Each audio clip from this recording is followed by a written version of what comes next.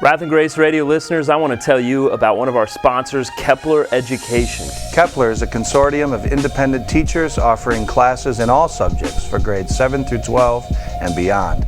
Unified by a shared vision for classical education, innovative technology, and the historic Christian faith, Kepler teachers prepare students for a professional and private life well lived, and they do it around a schedule and a budget tailored to the needs of your family. And I'm not just excited about Kepler because they are one of our sponsors, but I too am a Kepler teacher within the consortium. So come check us out at kepler.education. Kepler is not a traditional online school. It is a consortium of independent online educators unified by a common vision to bring a Christian and classical education to junior high and high school students. What's up, everyone? Welcome to another episode of Wrath and Grace Radio, and today we are talking about racism. I want to remind you that this conversation is powered by Logos Bible Software, so go ahead and go to logos.com/WGR and enter code WGR8 for some discounts, all right? And tell them Wrath and Grace Radio sent you if they ask. So, guys, we are talking about racism, all right? Man, you know, we got a nice suggestion from one of our child listeners, and we're like, man, we're going to go ahead and take this thing on, right? So, racism is something that people are always talking about. I got a feeling people are going to be talking about this for a little while, and so as Christians, we're going to be talking about it and thinking about it too. Luke. Racism, typically when we start talking about a subject, it's like, well, what is that? How do we define that? Mm-hmm. Which is one of the biggest problems, like even in the discussion of racism in general, right? What is it? So Luke, clear it up for everybody listening. Okay. What is racism definitively? The statement on racism. Okay, here's the statement on racism. First of all, racism is based on the construct of race. Race is not something that God created. Race is something that people created. And the thing that God created is ethnicity, which there's many diverse ethnicities. But race is a construct, and America had its role to play in the creation of the construct of race, right? We got to define the construct of what is race. Racism is the disposition of prejudice or opposition or hatred of somebody because of where they fall in the human constructs of race, which is based on real distinctives of ethnicity. So the moment you talk about racism, what a lot of Christians will say is, well, race is not real. And therefore what they say is, you can't really talk about racism because race does not exist, right? And it's true that race does not exist. There's only one race, the human race. But racism is a real thing that is dealt with in the world. And people are treated like this based on who they are. Mm-hmm.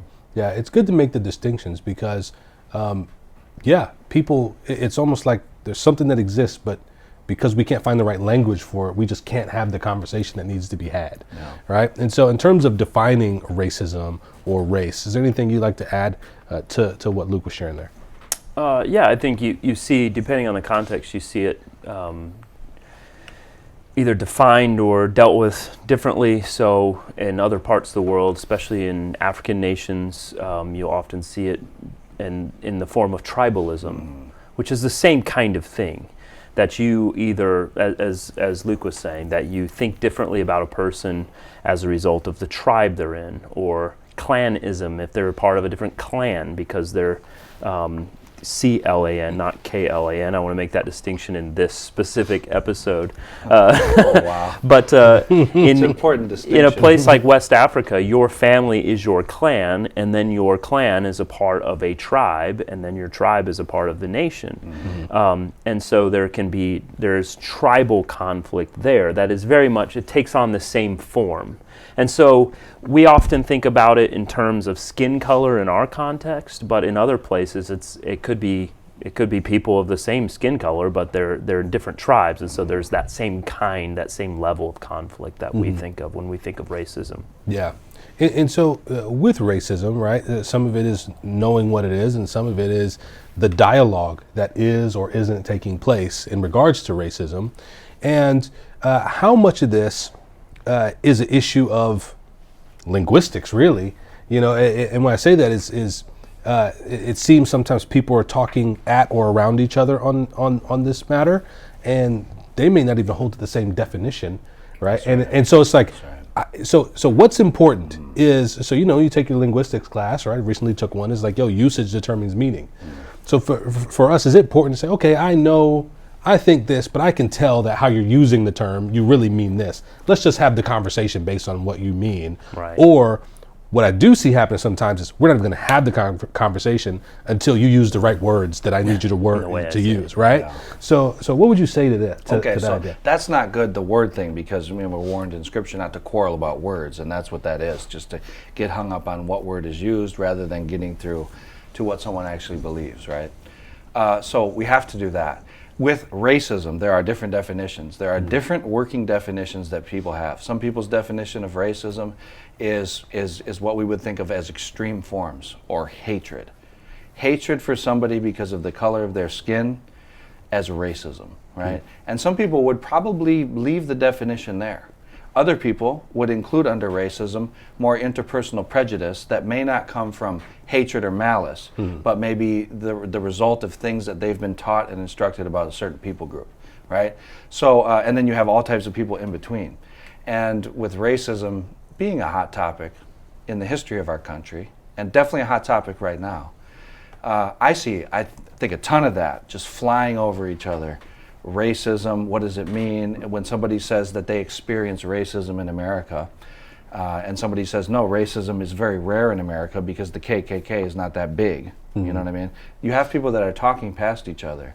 And so ideally you can get past that and talk about the issue itself. But a lot of people get hung up there and never get past it. Yeah. So that's not good. Yeah, and same topic, man, just in terms of talking past people and saying, man, like this is an issue of terminology for some, and it's an issue of an idea to others, right? Yeah. So where are you at on that?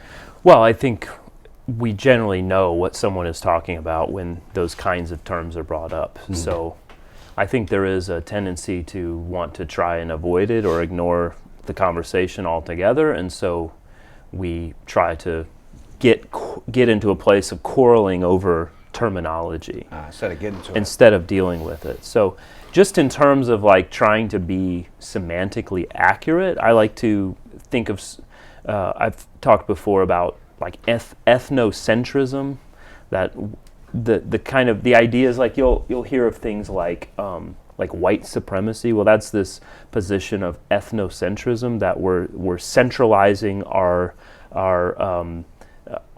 Eurocentricity. Whatever that. That's elevated over and above other ethnicities. And to me, like in terms of like all-encompassing thought around this idea, that is, I think, more accurate and more helpful. But I mean, in that we're talking about trying to change the definition and the language of an entire society, which is not going to happen. Right. And so when I hear someone talking about racism, I assume that's what they're talking about. Let's just have the conversations we should have, as opposed to sort of having these needless debates over how we say it. Yeah, yeah. And so, one thing I think will be helpful, even just for the continuation of this conversation, is to even settle on a working definition of racism, so that we can just use it and move on for the rest of our conversation, rather than we can do that ourselves, right? And so, being the black guy, I'll get to choose, right, what that's going to sound like for the rest of this episode, right? But no, in all seriousness, though, if I use that term, I'm typically, in general, saying there are instances in which I believe I'm treated differently and to my detriment because of the color of my skin. And I might call that racism, right? So in general, I think that idea, you can pick a word, change a word, whatever, right? Are we cool if we think about that as kind of a common definition for the remainder of our conversation? And shoot, you can correct me on it, whatever, it's fine. Yes, if anyone can say that, then yes. Yes, that's the thing. That was going to be one of our other things, right? And so, because I didn't say because of my black skin, I said because of my skin color, right? So, so thanks for another part, right? So it's like you heard something that I didn't say, right? So we do that sometimes, right? But no, racism again, with definitions, I used to hold to an unbiblical, definition of racism, and I think, you'll hear this amongst people who talk about it, where racism is not possible, right? Like, I can't be racist against you in general, right? Because in general, the power dynamic is such that black people don't really have any power over white people, and I can't use it against you or against white people in general, and to your detriment, right? So I can't really be racist because of that, right? And so some would say that, right? And I used to think that, and I don't think that's true anymore. I more equate it with a biblical idea of partiality, right? Is kind of where I land on it now. So that's where I land. Would you agree? Can anybody be racist? Or is it something, or is the power dynamic, it's like, if I can't use my prejudice against you, then I can't really be racist? Yeah, everybody can, based on those social constructs that are based on the color of your skin, if you live in America. And we basically talking white and black there. That's mainly what we're talking about. Mainly. Not exclusively, but mainly. That's what we have in mind, right? And so that can go both ways. You can assume something about somebody because of the way that they look. You can assume that they feel and think a certain way when they don't. So that can be true as well. You know what I'm saying? So, I mean, yeah, it can go both ways, but with the caveat that in the history of our country, it's generally gone one way. That there's a deep-seated nature one way that's just kind of written into the American story. You know what I mean? And to the extent that affects today is kind of one of the issues that gets brought up and discussed. How much does that past in America really affect the day-to-day today? You know what I mean? Yeah. But it can definitely go both ways. Of course it can. Yeah. Yeah. Would you agree with that? It could, doesn't really, it can go in any direction. Anybody can be a racist. Well, yeah, definitely. I'd probably take it a little broader than Luke, because just my own experience, I grew up out west, and there was a lot more in terms of like a Hispanic population, a Native American population, and there was a tremendous amount of hostilities there amongst people groups, and even amongst Native Americans. There were issues among the tribes there, and it was interesting there because as a white person in that environment, sort of on the outside of that whole thing, but looking in on it, it was very obvious that it was sort of this racist mentality that there was amongst some people, and how they talked about each other and how they interacted with one another. So again, it can happen in any context. I think you see in certain contexts, and I'm sure we can talk more about this, but you kind of think of things that happen in certain institutions, especially now, like Asian Americans are being discriminated against racially because of their high performance levels in general in academic institutions, and so they've taken active steps to limit their abilities to succeed or excel in those environments, and those things can be understood to be racist. So it can be anybody, anywhere, because the issue really comes down to the fundamental thing that the Bible points us to, is the depravity of the human heart and man's inability to see others as created in the image of God and of equal value and worth as they are before God. Yeah. Now, as we continue our conversation on racism, we've got to think critically about this. And if you want to teach your kids how to think critically, I would strongly recommend that you reach out to Kepler Education. They don't just teach your kid facts, but they teach them how to think, right? And as you get older, conversations like this are going to be more helpful when you know how to think critically about stuff. So hit up Kepler Education, tell them Wrath and Grace Radio sent you. Racism, I agree, anybody can be racist, and anybody can be on the receiving end of racism. And Luke, you mentioned, friends, family, close people, right? And so a lot of people don't know you have one or two, people of color in your family, right? I do have some people of color in my family. My wife happens to be milk chocolate, you know what I'm saying? My wife is black, man.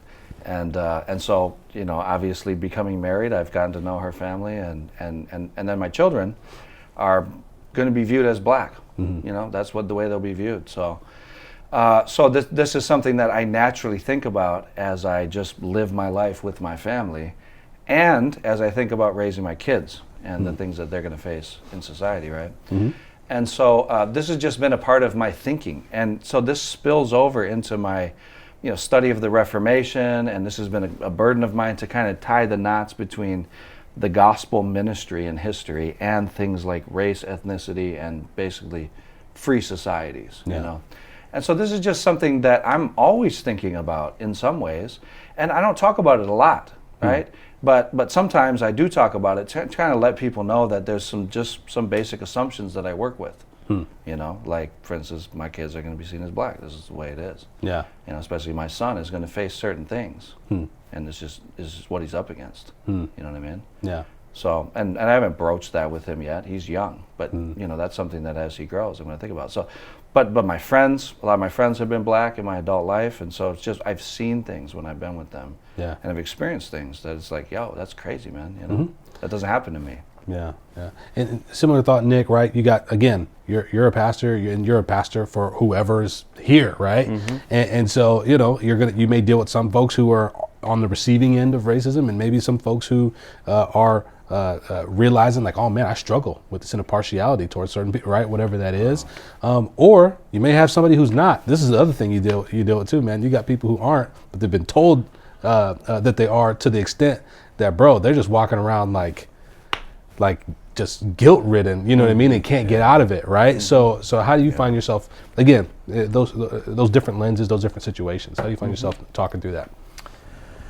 Well, I think I've tried to encourage people to patiently talk to one another, to have open conversations, but at the same time to be honest with themselves, about themselves. And at the end of the day, if there's nothing that they can identify that should be pointed out to feel guilty about or to repent of, that doesn't need to be carried along with them.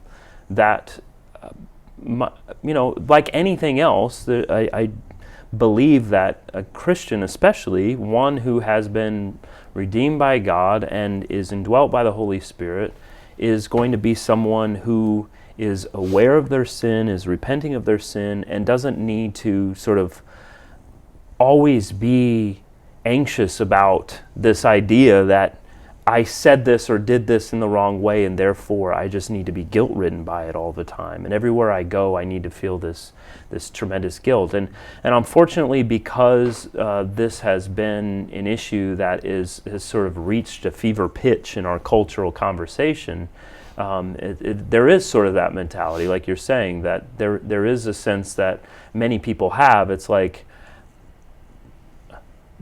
maybe they've never, and only they could know this, but maybe they've never had a racist thought in their life, but everything and everyone around them is telling them, no, you have, and you did, and you need to acknowledge that. It's like, now all of a sudden, it's like always questioning. So I just want to encourage people to look to the scriptures, be honest with yourself about who you are and what you think and how you think those things, and if there's something to repent of it and move on. If there's not, then there's no reason to feel the guilt of that, because we don't do that with any other sin. This isn't unique from the patterns of sin that we have in any other area of life, if it exists.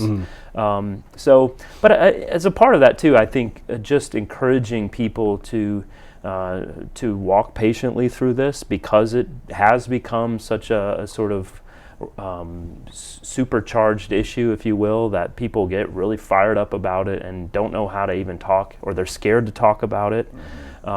And quite honestly, people are silenced and canceled as a result of this all of the time. And so there is a sort of, it's an understandable fear that people have on any sort of direction of the issue. Like it takes a lot even for, say, a white person to say, I've been racially discriminated against. And certainly in our cultural conversation, for someone to say that is not generally viewed as anything that is worth the time of the conversation, or it's viewed as, well, you just want to put yourself in the role of the victim or something like that, as opposed to, well, let's talk about it the way we just mentioned, that this is possible, that anyone can experience this. It's not just one way or the other. Like this is something bigger than just a one-way street. I would say that the Karens are speaking out. They feel very discriminated against. Yeah. So. Yeah, the K word. Exactly. Yeah. But what's interesting about the racism discussion though is and actually let me get to our sponsor real quick, McAfee Payments, right? We love those guys. And if you own a business, you're doing electronic transactions, you got to do it through McAfee. All right. Hit up J.A.Ron, Geronimo. We have no idea how to pronounce his name, but he runs a great business. All right. So go ahead and help McAfee. Tell him Wrath and Grace Radio sent you. The conversation around racism is interesting, especially for the things that you shared, Nick, because it's affected me uniquely in the recent months. Because on our church, I'm the only minister on staff who's not white. And the vast majority of our church is white. And it was interesting, as things started going on, and I start fielding emails and phone calls and text messages, and I see all this stuff's going on, and I realized it's my job to care for these white people during this time, right? Now I'm not thinking about them, white people, but they're expressing their own, you know what I mean? And so it's this weird thing because the emphasis right now is on how racism is impacting people of color, right? But most of the people that I care for are not people of color. And I'm fielding their cares and their concerns and their worries right now, and I happen to be a black man. And so it's been a real interesting thing, walking through that, right? It's been unique. And I'm actually grateful to have the opportunity to kind of go through that. But that brings us to another question, right? Is in our culture, there's kind of this common thing, right? Like when people want to be real empathetic, here's one of the empathetic phrases that you'll hear a lot is, oh, well, I'm not black, so I could never, you know what I mean? Like it's, I can, and so I get it. I have we have unique experiences, unique lenses that we live our lives through. But, if you're a pastor, everybody in your church, every member of your church, you're all of their pastor, right? It's like saying, I'm not a woman, so I can't teach you on these things, or I can't lead you in these ways, right? But you got to step into all that, right? And so what do you guys how have you guys dealt with that, or even thought through that if you haven't had the chance yet to say, man, I'm a white guy, right? And I got black people in my church, right? And I have to teach them how to think rightly about racism, definitely. Right? So where are you at? So the monster of PC being politically correct is something that we have to defy. We talked about this a little bit when we talk about politics and that sort of thing, but pastors need to feel free and equipped by the Word of God. That's what it says, to equip the man of God to run his course and do everything that he needs to do. And so a biblical man of God who is filled with the Scriptures and the categories of the Scriptures and the exhortations of Scripture needs to feel that he's equipped, right? And so there's a way in which he cannot bow down to any of that pressure, and he has to feel free. Because, congregants in his church, black congregants, they need to feel that he's confident in his shepherding of them and that he's caring for their souls. It's a little bit like, pastoring people, you have to be ahead of them. You know what I'm saying? Like you have to be consciously out front. And it's a little bit like our kids, man. Like with our kids, we set the tone with our kids. You know what I'm saying? There's a way in which we could give too much to our kids or let them make too many decisions or just kind of learn from them. People say they teach me more than I teach them. I sure hope not. Yeah, exactly. So that's an analogy. That's not a one-to-one, but there's an analogy of that. Pastors just need, they're leaders, man. They're leaders. And so during this time of COVID, during the riots, during all this stuff, during not meeting for a time, when we came back together as a church, I felt that especially strongly. I'm the leader of these people, man. Like I'm the leader. And so I came back and addressed some things and preached, in a way to equip them to think through some of the things that are happening right now. And I'm not saying that worked completely well, but the Lord knows. But you have to feel that as a pastor. If you don't feel that, then you have no business being in the ministry. Yeah. So there's that side of it, for sure. Yeah, appreciate that. Yeah, same thought, Nick. Well, I'm thinking about it in terms of my own experiences in life, not just as a pastor, but uniquely as a pastor as well. Like, I think I live in a place that is very diverse. And I say that, I mean, in terms of like the black-white dynamic. The Savannah, Georgia area broadly is actually predominantly black. And then within that context, having taken a major role early on in our ministry here in planting a church in Savannah that is almost exclusively made up of black church members, and we have a fantastic relationship, and all of them were a part of our church for a long time before we realized geographically it made sense for us to plant a new church and for them to be a part of it. What do you mean by them? The people who are part of the church. And then, in addition to that, knowing, I spend 6 to 8 weeks a year as a minority in another country in Africa, and As a chieftain, though. Well, we're working on that, and I've done that for over a decade, and so I do have the experience of knowing also that it is quite different. It's a different experience to be in an environment where nobody else looks like you, and it stands out. And so, as a pastor, recognizing that within the context of a congregation that I'm pastoring, and thankfully, the dynamics aren't, it's not like we have a congregation of everyone who is blonde hair and blue-eyed. That hopefully a congregation is representative of the community that they're in, and if that means that the community has a large Chinese population and a large Korean population, whatever, that hopefully if there's Christians amongst them, that they'll be a part of that local church. That's the ideal. Every tongue, tribe, people, and nation are represented. But unfortunately, because of the dynamics and the cultural differences that come, a lot of times we become very isolated amongst the people who culturally we most associate ourselves with, and so we're uncomfortable sort of stepping into the differences that come. If you go downtown Savannah, there's a church, and it's a Chinese church, and it's all Chinese people. The services are in Mandarin, and I wish that there was more interaction there, that they're involved with other churches in the area as well, because that interaction would be very healthy for everybody to be exposed more to the culture.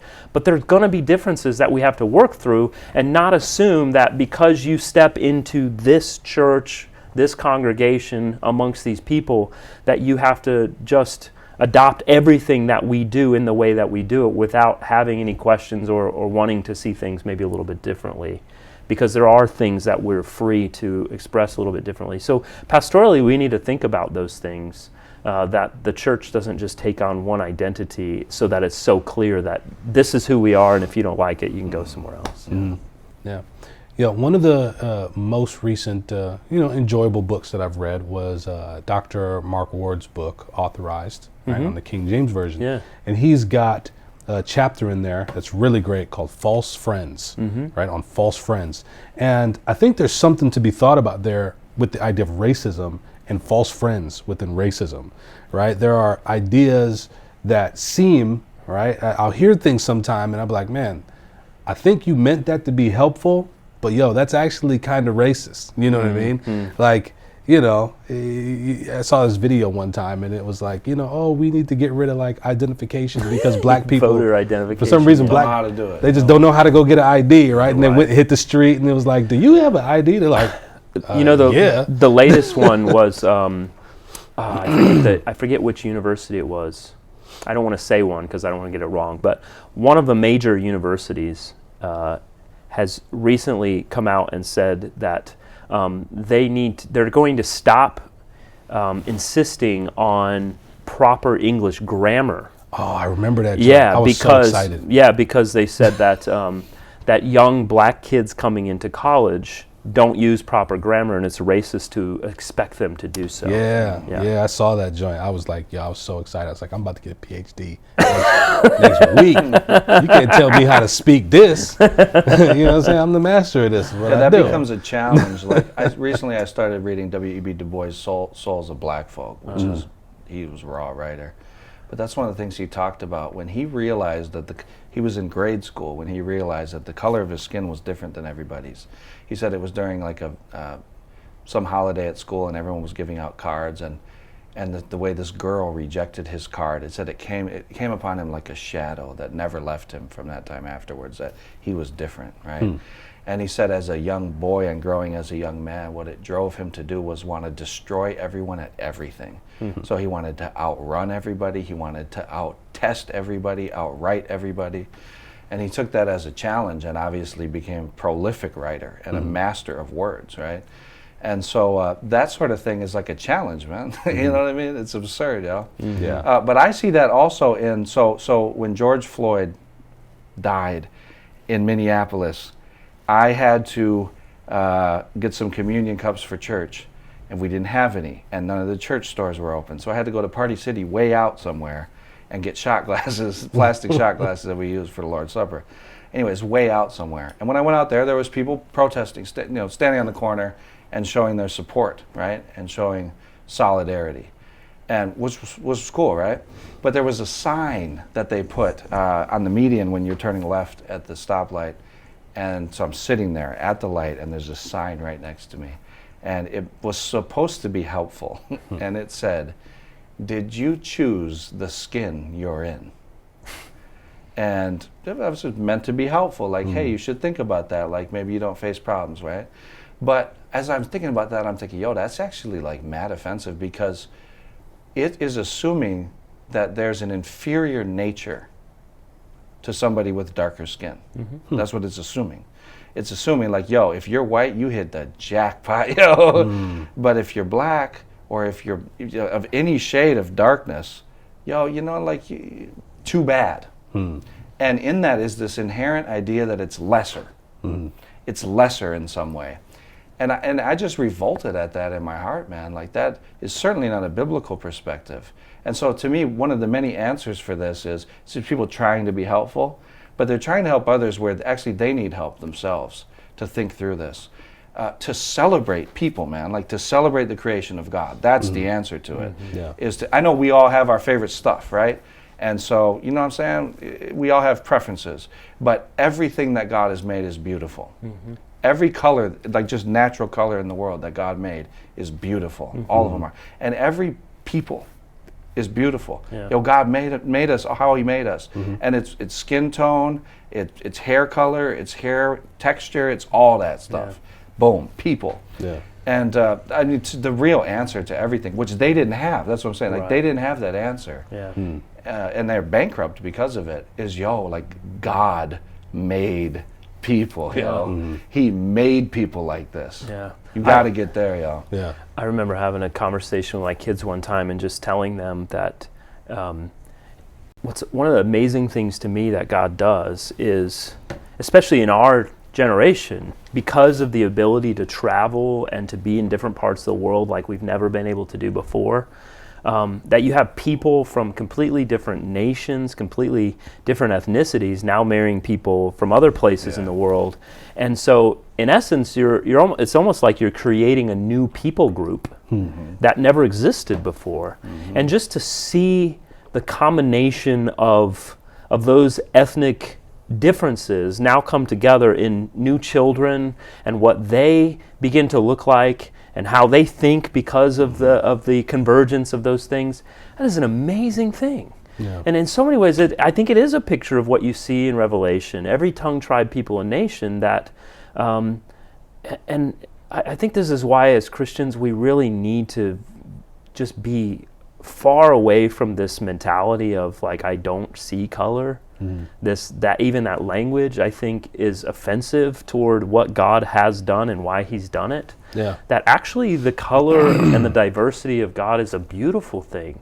Just like the flowers of the field being all different varieties and colors and all the different ways they look. The animal kingdom, the trees, everything else is, we recognize the diversity and the beauty of that diversity, and we should do the same amongst the people of the world and celebrate, as you're saying, celebrate humanity coming together and dwelling together, marrying one another, having children together, and growing up new new manifestations of, if you will, of what a person looks like based on those differences coming together. It's an amazing thing. And to be quite honest, talking about this false friends thing, I mean, I don't know if you guys agree with this or not. I think generally where we see that taking place is typically on the more progressive left of our culture.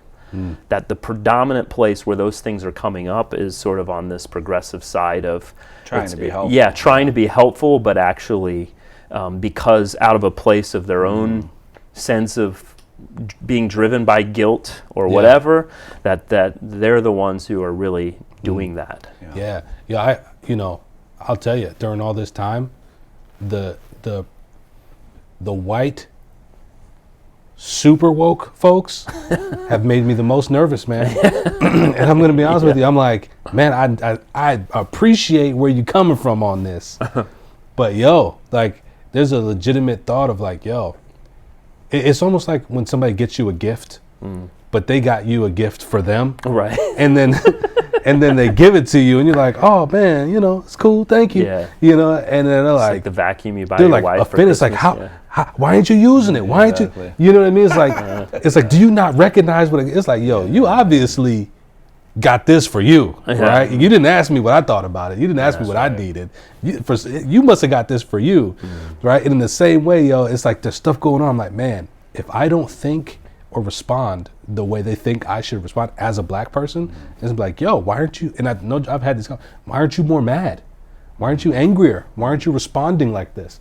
Why are you, and it's like, that's kind of scary. That's a false friend, because it's like, you're black. You're supposed to think and respond the way I think you're supposed to think and respond. That's a scary thing to me. You know what I mean? Well, go ahead. Something else that pops up, this is on another subject, but on the other side of it, something that is rearing its head, I see it, is kinism. Kinism is in a resurgence amongst Christians. And that's in different races too. Explain it. So kinism is the idea that basically God created the ethnicities and they should stay together and people shouldn't mix, like what we're talking about, right? Yeah. And that is a very dangerous doctrine. Yeah. And because people feel this is how people feel. The differences and the clashing between cultures and ethnicities is insurmountable. So really what God's will is just that the nations stay as they are. You marry people that look just like you, everything like that, and then we'll have peace. Yeah. It's a hyper segregation. And it doesn't inherently involve hatred for one another, but it involves the strong doctrine of separation. Right? And the reason it's dangerous is because it's unbiblical. Right. That's the main reason. Well, not only that, the New Testament, right? Yeah. It's full of this mixing going on. But if you even think about it, like, where did the separation take place? It was a judgment. That's right. Babel. It was at Babel. That's right, bro. It was a judgment that God separated the people, not a blessing. It wasn't a good thing that happened, but it was a judgment from God. And so the New Testament is pushing us even further. I would argue all of the Bible is, but especially in the New Testament, it's pushing us further and further to undo what has been done in terms of the evil of that, to bring us together as the people of God, as one people. But again, you see that happening all over. I think that's a major push of I know, Wade, you've done a lot of research and have talked a lot about the Black Hebrew Israelites. I think that comes up a lot in that, all of that is that idea of kinism. Exactly. Yeah. But I think, if you think, like I was saying before, about sort of the place of the progressive left in all of this and sort of advancing things in a very negative way that's not helpful at all, is because, as you're saying, it's not biblical, because it's generally godless. In fact, it's a rebellion against God. And so we're trying to solve these things that we see from a worldly perspective. And when we do that, we're going to end up in a place that is extremely unhelpful. It's not only unbiblical, but it's going to create greater division, and it's not going to bring any kind of unity. Because how are they trying to do things? This is the narrative. You must hold to the narrative, and if you don't, we're going to shout you down, we're going to cancel you, we're going to try and do it by intimidation tactics, all these things. What does that do other than create greater division? There is no ability to come together and sort of make progress, because they're so progressive. You would think they'd want that. Yeah. My wheels are turning a bit because I'm really thinking about what you're saying here. Is like, man, this happens a lot. The false friend error happens a lot with the progressives, predominantly. And I think in volume, I think I agree with that. The uniqueness, the different types of ways that it pops up. I see that most with my friends and such that are progressive. But there is one way in which the right, the conservative side, consistently I've seen this false friend thing pop up. And that is when they get that one black person that says exactly what they think and agrees, like boom, they're really hitting home. It's like, it's like you could have, and I'm thinking social media right now, you can have videos of like 10 white guys all saying the same thing, but I always get the black link of the like this. It's like, hey, this black person thinks like this. You're a black person. You should think like, you know what I mean? It's this weird thing. I'm like, I've heard this before by like 10 other people who don't look like me. Why do I keep getting videos from the same 3 black people? And it's an interesting thing to me. I feel like that's a false friend. I really do. It's and if it's not, I'll say it reads that way. Mm-hmm. It reads as a bit disingenuous. Have you all seen that, or is this the conservative side just not capable of making the false friend error? Well, I mean, yes, it happens, bro. And I wish that the right would be fully anti-PC like they say they are, and just post whoever says it best. Yeah. If a black dude says it best, cool. If a white dude says it best, cool. Without even eyeing that. Because a lot of people who do that will be the same people say, I don't see color. But then they post the black dude who says it, right? Or the black woman who says it.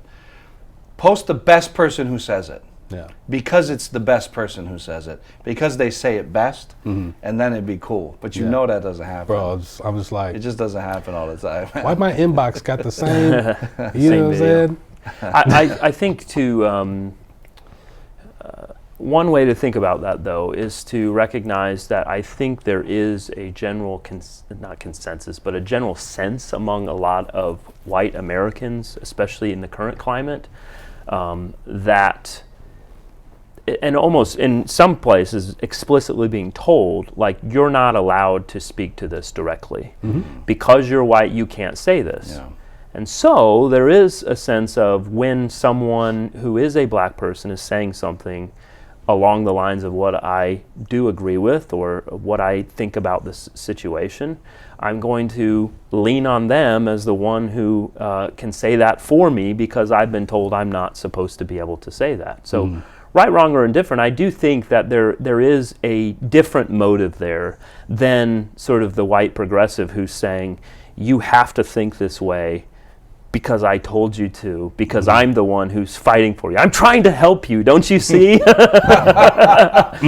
it's not that, but it's rather very opposite of saying, I'm trying to, and obviously I'm not speaking for everyone, I don't know. And I've tried to be, I've tried to be sort of not one who's, because of a person's being black saying this, that it matters more or differently or whatever else. But recognizing that I think people are very uncomfortable with the conversation because it's like, whether you say it, if you say it, then you don't understand because you're not a person of color. If you don't say it, then you're not supportive of people of color. And so maybe I can let someone else say it for me who is a person of color, and so at least that barrier comes down and they can speak on my behalf and be comfortable with that. But then when that's done, then they often hear, well, why couldn't you just say that? And so it's sort of this cyclical thing, and I think people feel trapped in that and don't know what to do. So it seems to me that it gives that vibe, because it does give that vibe. One of the things I see in it is, so if you think historically, man, black people have had to stick together. There's such a thing as the black community. It's very real because of the fringe nature of the way that black people have been treated. The black community tends to historically stick together. And what you have in some of these people that are used, some of these black folks that are generally used in the way you're talking about, is it seems to me that they don't identify with the black community. No, they and don't. The black community don't identify with them for sure. That's but for they're sure, not for part sure. of the black community. They're not in there, and so it's like, dude, there's an instant turnoff, man, because you're not. But they're supposedly speaking as part of the black community, but never like part of the black community. Yes. Right? Yo, so that's what I see. That's man. the realest thing, man, is when I see, and it's not always like when I see because that matters. It's like, man, you get a article or a link or somebody who's speaking on behalf of the black community, at least the way it sounds, right?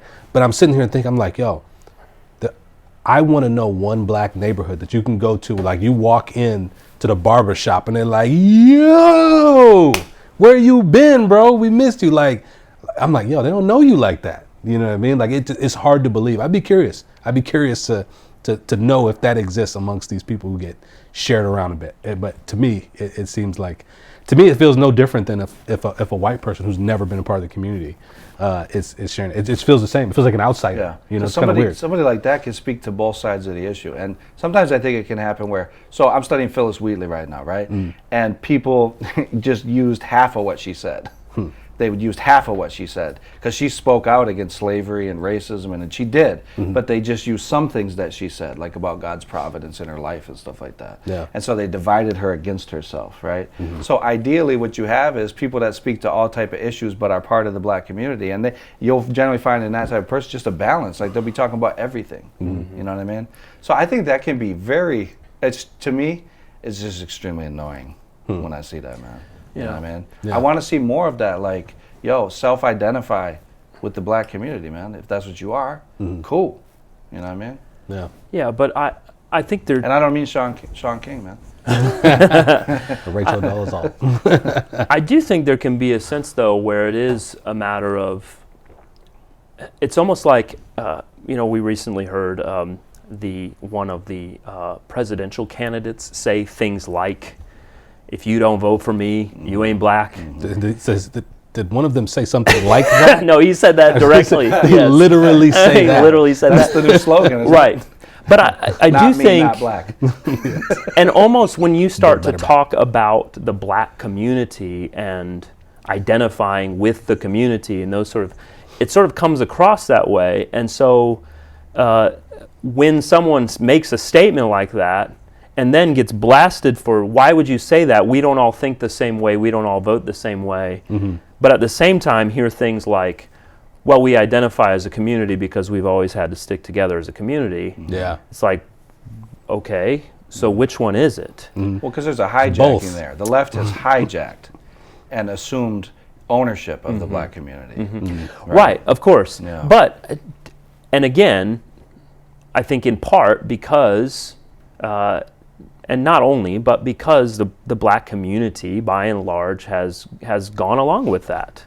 I mean, voting record statistics alone would show that to be clear politically. Yeah, politically, yeah. But it's interesting because socially, generally, the black community, if you will, at least of older generations, are extremely conservative. Yeah, for sure. In terms of family value and all that sort of thing. So that's an interesting dynamic.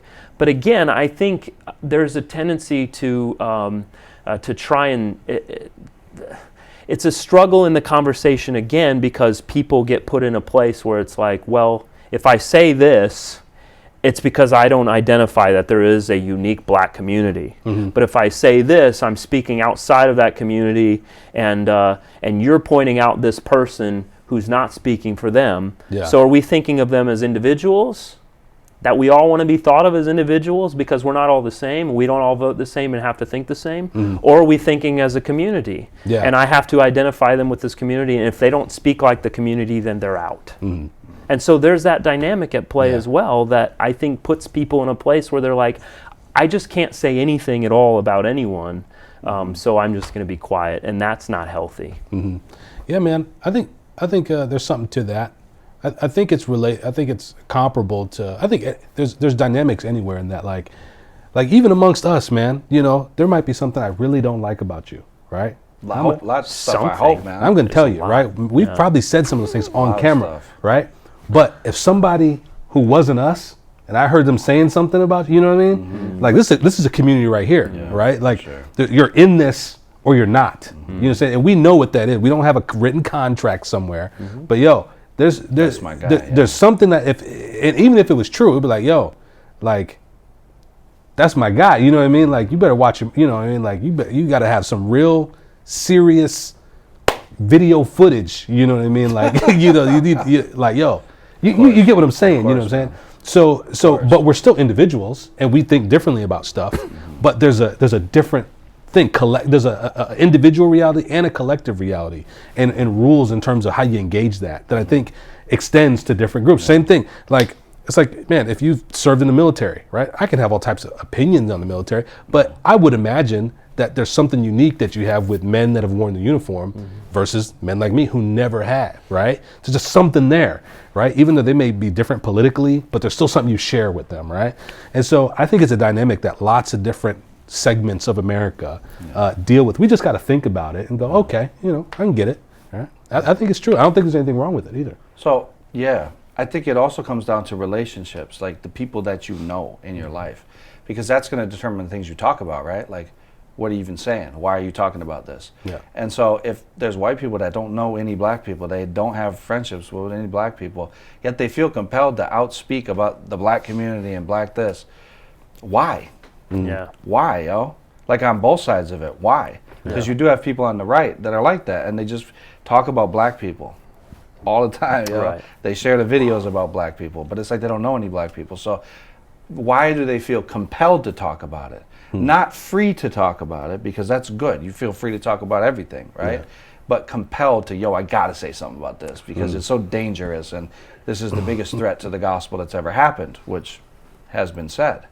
Yeah, I think it maybe in part because I think there is a sense that because especially the progressive left sort of controls the narrative of the nation through the power they hold in the media, especially, that there's this pushback of saying we don't have a voice that's really prominent, so collectively we want to be able to say certain things. Again, whether or not that's a right thing is maybe a different conversation, but just trying to identify, like, why is that something that happens regularly? And I think that's part of it, is to say we're trying to offer a counter narrative amongst people. But even then, like, you know, it just depends who it is saying what they say. You know, there's some black conservatives that say things, and I'm generally politically, but even as we talk about within the church,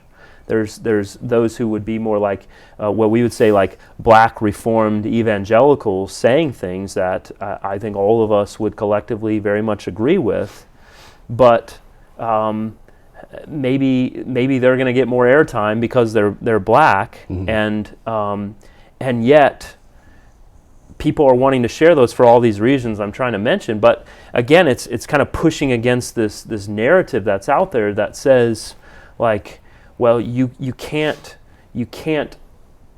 be black and think these things, or you can't be white and think these things, as opposed to, I think Christian people especially are trying to say, we're the church and we have to find ways to bridge the gap and have conversations and live together and worship together and serve together.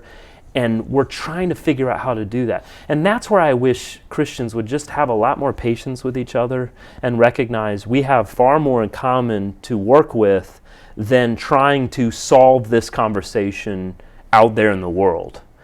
If we can do it well within the church, it's Internally, going... Yes, I agree. That's the thing. It's going to spill over into our communities, because all I see in the communities is pretty much garbage. I mean, it's rubbish. Yeah. Like, you watch these videos of things going on, and it's hard to watch because it's so far removed from reality. Yeah. And I think that is the key point, you know, and you know, as we begin to kind of wind down the conversation, the church should look unique. Race relations in the church should look unique. Absolutely. And I would beg to say it should look unique because it is unique. Yeah. Not because of us, but because of what Christ has actually accomplished, not what he tried to accomplish. Well, in part because of us. What he Wrath actually and Grace did. Radio. Well, there's that, obviously. Yeah, you know, there is the model, My goodness, right? there's that. You know, but you know what I mean? Like, and sometimes that's the struggle of the believer is where the world has to fight for certain things that they'll really never get to, because you're only going to find those things in Christ. But the world is fighting and striving towards those things, where the believer's obstacle sometimes is believing in what has actually been accomplished on our behalf. So the same way, like you think about sin. Sometimes you have to tell somebody like, yo, repent and believe and walk and go in grace, knowing there's grace for you, man, and God is pleased, right, to extend it to you as a believer, right?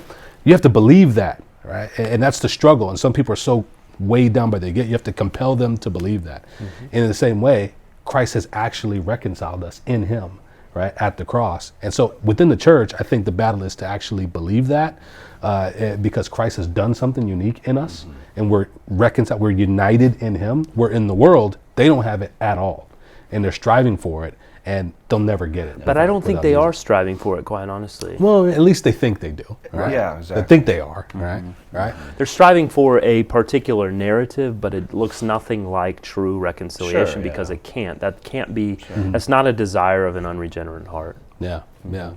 So I think, man, a couple closing thoughts, man. One, man, I appreciate the conversation. There's not a lot of people who are really having conversations like this, right? So, man, this is dope, and hopefully this encourages y'all to have conversations with your friends about this stuff. Especially it's okay. Peacefully. Yeah, it's okay. As Nobody they say, died. This was fiery, yet mostly peaceful. Yeah. So we good. Yes. Yeah. And then also, man, to your point you made, man, you know, like, it's important for us to see and to celebrate what God has done. Like, my ethnicity is beautiful, not because I happen to be black, but because God did that on purpose to reflect His glory in the earth. Yeah. Right? Like, bro, you have some beautiful roses on your dinner table right now. And I think they're roses on purpose, right? You could have went and got some dandelions, Exactly, right? yeah. And I was like, oh, those are nice flowers. Like, no, bro, those are roses, bro. Like, there's something unique about that, right? And it's good to see it and to call it by name and say, yo, that's good, right? And it's true about your white skin, right? And anything, like, God does this on purpose. And then, you know, I appreciate Nick even more so than even other people, because he changes colors. Like, I get to appreciate you in different ways. Like, sometimes I look at you and you're like pasty white. And then other times I look at you and you're like rosy red. Hey. You know, and I'm just like, The wow. Georgia sun will do that to anybody. I'm like, look at what God has done and is doing. He's changing. Depends. He's The winter, it's changing one right thing. now. Colored man. In the summer, it's very different. Many days outside on the golf course will change a man. Yeah, man. So, but yeah, man. So this is good stuff. So again, this is Wrath and Grace Radio. We're talking about racism. If you have some follow-up questions for us on this subject, and to be honest, man, our Patreon folks have asked us about this stuff, and we talk to these guys about this stuff, but you only get that access if you join the Fellowship of the Cup. You got to go to patreon.com/wrathandgrace. You get access to our top secret chat room that I didn't just tell you about. You get discounts on wrathandgrace.com. You get discounts on conferences. You get bonus content, all types of stuff. You got to meet us there. Most importantly, a diverse array Diverse of coffee. Have you ever heard of the Dream Team? That's it right there. I have heard of the Dream Team. Yeah. Beautiful. That was them. This is us, the Dream Team. All right, yo. Wrath and Grace Radio. We'll holler at y'all next time. Peace.